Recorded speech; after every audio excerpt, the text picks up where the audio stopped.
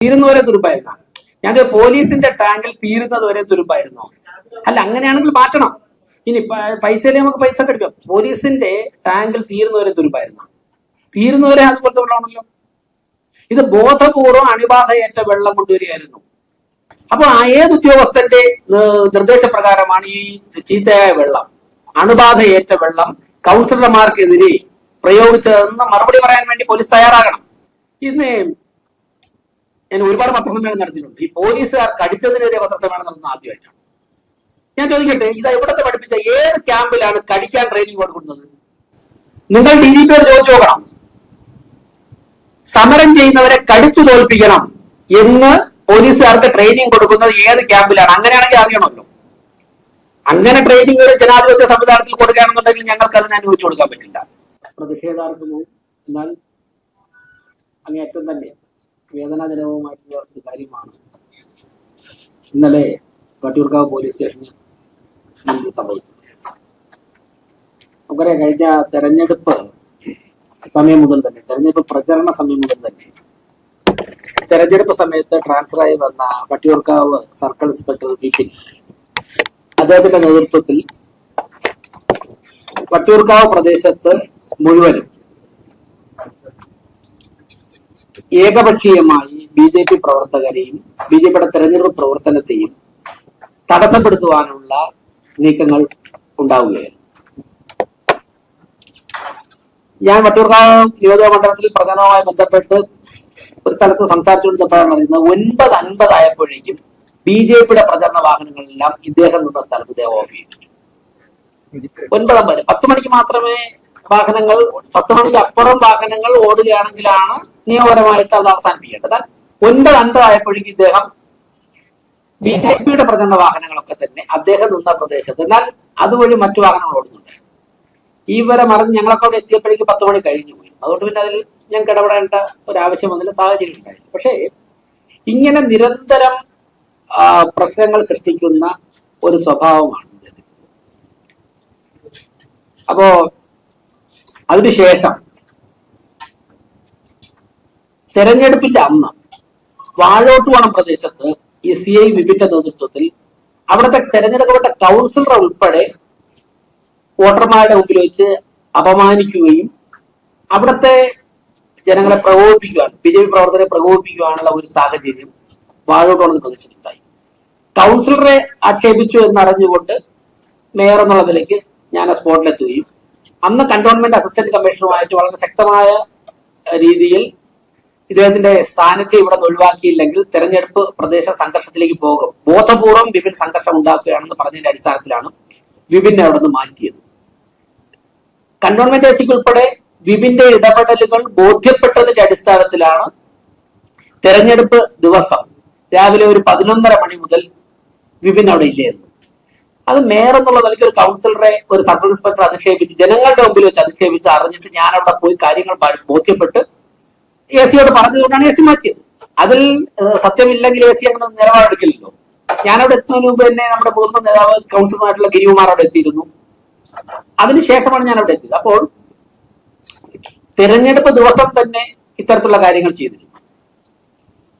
അപ്പോ ഞങ്ങളൊക്കെ കരുതിയത് തെരഞ്ഞെടുപ്പ് കഴിയുമ്പോഴേക്കും ഈ വന്നവരൊക്കെ തന്നെ പോയി കഴിഞ്ഞാൽ തിരുവനന്തപുരവും പ്രത്യേകിച്ചും വട്ടിയൂർക്കാവൊക്കെ ശാന്തമായിട്ട് പൊതുപ്രവർത്തനം നടന്നു പോകുന്ന സ്ഥലമാണ്. അതുകൊണ്ട് ഞങ്ങൾ അന്ന് ഓഫീസർമാരോട് പറഞ്ഞതിലപ്പുറം പിന്നെ മറ്റുള്ള കാര്യങ്ങളിലേക്ക് കടന്നില്ല.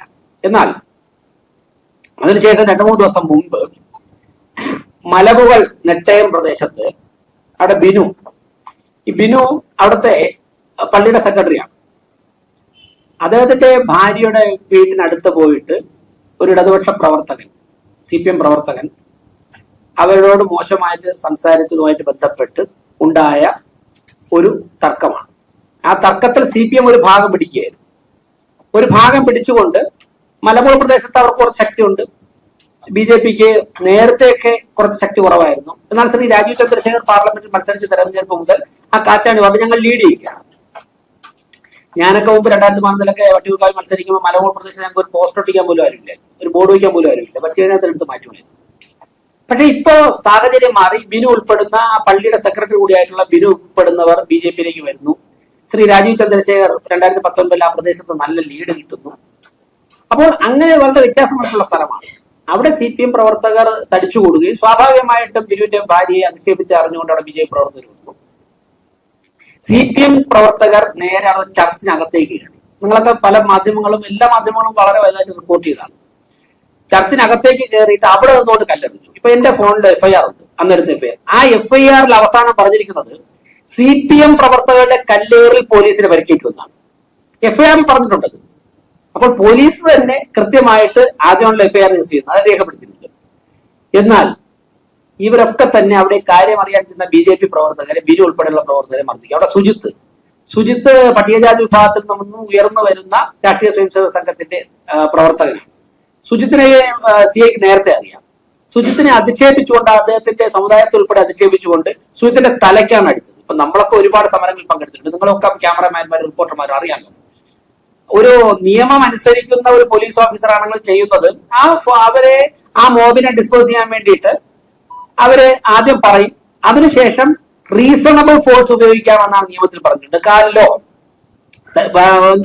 ജലപീരങ്കി പ്രയോഗിക്കും. അതിൽ പിരിഞ്ഞു പോയില്ല എന്നുണ്ടെങ്കിൽ അവർ മിനിമം ഫോഴ്സ് പ്രയോഗിക്കും. അത് ഒരാളുടെ തലക്കടിച്ചല്ല ഓടിക്കേണ്ടത്, കാലിലടിക്കും. അല്ലെന്നുണ്ടെങ്കിൽ ഒരു ചാർജ് എന്ന് പറയും. ഈ സമയത്ത് ഇതാണല്ലോ വട്ടിയൂർക്ക തെറ്റേ ഭാഗത്ത് അതിലപ്പുറം സംവിധാനമൊന്നുമില്ല. അപ്പൊ നേരിട്ട് തലക്കടിച്ചിട്ട് 12 സ്റ്റിച്ചാണ്. അങ്ങനെ സുജിത്ത് ഉൾപ്പെടെ നിരവധി പ്രവർത്തകരെ ക്രൂരമായി മർദ്ദിക്കുകയുണ്ടായി. അതിനുശേഷം പിറ്റേ ദിവസം ഒരു ക്ഷേത്രത്തിന്റെ അടുത്തൊരു കമ്മിറ്റി ആയിട്ട് ബന്ധപ്പെട്ടിരുന്നു. അപ്പൊ അതിനകത്ത് ഇടപ്പഴഞ്ഞി സുബ്രഹ്മണ്യ സ്വാമി ക്ഷേത്രം ഏറ്റവും പ്രശസ്തമായ ക്ഷേത്രമാണ്. അവിടെയുള്ള ആയിരക്കണക്കിന് ആൾക്കാർ വന്നു ക്ഷേത്രമാണ്. ആ ക്ഷേത്രത്തിന്റെ ഓഫീസുകാരൻ ചവിട്ട് തുറന്നിട്ടാണ് കയറുന്നത്. ചവിട്ട് തുറന്ന് കയറി ഇവരെയൊക്കെ അറസ്റ്റ് ചെയ്തു. ഈ ബിനു പരാതിക്കാരനാണ്. ബിനുവിനെ വിളിച്ചിട്ട് ഒരു പോലീസ് ഓഫീസർ വയർലെസ് വെച്ച്, ദീപുപിള്ള, അയാൾ കണ്ടോൺമെന്റ് SI ആണ്. അയാൾ വയർലെസ് വെച്ചിട്ട് ബിനുവിന്റെ, നിങ്ങൾ ആ ബിനുവിന്റെ മുഖം ഒന്ന് കാണണം, വയർലെസ് വെച്ചിട്ട് മുഖം ഇടിക്കുകയാണ്. ഞാൻ നേരത്തെ പറഞ്ഞ പള്ളിയുടെ സെക്രട്ടറി എന്ന് പറഞ്ഞ ബിനുവിന്റെ മുഖം വയർലെസ് സെറ്റ് വെച്ചിട്ട് ഇടിച്ചിട്ട് ഇവിടെ ഞാൻ അന്ന് നന്ദാവിന്റെ ക്യാമ്പിൽ വന്നിട്ട് ആ ബിനുവിന്റെ മുഖം കണ്ടിട്ടാണ് ആകെ ഞെട്ടിപ്പോയത്. ഇടിച്ച് ഇവിടെ മുഴച്ചിരിക്കുക. അയാള് ഇന്നലെ ഇന്നൊക്കെ കണ്ണാശുപത്രിയിലെ ചികിത്സ കിടക്കണം.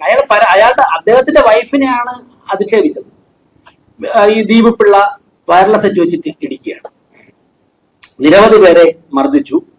അതിനുശേഷം ഈ വനിതയെ ആക്ഷേപിച്ചതുമായിട്ട് ബന്ധപ്പെട്ടാണ് ഇന്നലെ വൈകുന്നേരം നമ്മുടെ വനിതാ കൗൺസിലർമാരൊക്കെ അവരുടെ നേതൃത്വത്തിൽ വട്ടിയൂർക്കാവ് പോലീസ് സ്റ്റേഷനിലേക്ക് ഒരു പ്രതിഷേധ പ്രകടനം നടത്തിയത്. ഇപ്പോ കോർപ്പറേഷൻ BJP ഭരിക്കുന്നു എന്ന് കരുതിയിട്ട് ഞങ്ങൾക്ക് പ്രതിഷേധിക്കാതിരിക്കാനൊന്നും പറ്റില്ല. ഇങ്ങനെയുള്ള കാര്യങ്ങൾ നടന്നു കഴിഞ്ഞാൽ CPMന്റെ ചില നേതാക്കന്മാരുടെ സ്റ്റേറ്റ്മെന്റ് ഒക്കെ ഇന്ന് കണ്ടു. അപ്പോ ഞങ്ങളൊക്കെ തന്നെ പ്രതിഷേധിച്ച് സമരം ചെയ്തൊക്കെ തന്നെയാണ് ഇവിടെ എത്തിയിട്ടുള്ളത്. അത് വിട്ടിട്ടുള്ള കളിയില്ല. അപ്പോ ഈ വനിതാ കൗൺസിലർമാരുടെ നേതൃത്വത്തിൽ ഇന്നലെ പ്രകടനം നടത്തി. നിങ്ങളൊക്കെ അവിടെ മാധ്യമങ്ങൾ ആരൊക്കെ ഉണ്ടായിരുന്നു എനിക്കറിയില്ല. എന്താ അവിടെ ചെയ്തത്? വനിതാ പ്രവർത്തകരുടെ പ്രകടനമാണെന്ന് നേരത്തെ തന്നെ പോലീസിനെ അറിയിച്ചു. 5 വനിതാ പോലീസാണ് അവിടെ ഉണ്ടായിരുന്നത്. 5 വനിതാ പോലീസ് ഉണ്ടായിരുന്നിട്ട് അവരെ മുൻപിൽ നിർത്തി പുറകിൽ മുഴുവൻ പുരുഷ പോലീസുകാരാണ്. അത് നൗഫൽ എന്ന പോലീസുകാരൻ, ശക്തമായിട്ടുള്ള നടപടി നൗഫലിനെതിരെ എടുക്കണം. നൗഫൽ എന്ന പോലീസുകാരൻ വളരെ സ്ത്രീകളെ ഏതൊക്കെ തരത്തിൽ അധിക്ഷേപിക്കാമോ ആ തരത്തിലൊക്കെ അധിക്ഷേപിച്ചിട്ടുണ്ട്. കൗൺസിലർമാർ പരാതി കൊടുക്കുന്നതിന് ശക്തമായ നിയമ നടപടികൾ നൗഫലിനെതിരെ എടുക്കണം. അതോടൊപ്പം തന്നെ ഒരു പോലീസ് രാജേഷ്. അപ്പൊ ഇവരൊക്കെ നിന്നിട്ട് വനിതാ പ്രവർത്തകരെ ശക്തമായിട്ട് കൗൺസിലർമാർ ഉൾപ്പെടെ തെരഞ്ഞുപിടിച്ച് ആക്രമിക്കുകയായിരുന്നു. സ്വാഭാവികമായിട്ടും ശക്തമായിട്ടുള്ള പ്രതിഷേധം ഞങ്ങൾക്കുണ്ട്. വനിതാ കൗൺസിലർമാരെയും വനിതാ പ്രവർത്തകരെയും ആക്രമിച്ച പോലീസുകാർക്കെതിരെ ശക്തമായ നടപടികൾ സ്വീകരിക്കണം.